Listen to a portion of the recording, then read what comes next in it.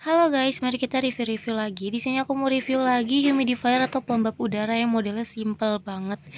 Nah, ini dia kalian di dalam satu dus itu akan mendapatkan satu buah kabel USB dan juga mendapatkan satu buah kapas diffuser. Nah, ini dia humidifier kayak gini bentuknya. Tada. Modelnya gimana? Simple banget ya, warnanya abu-abu.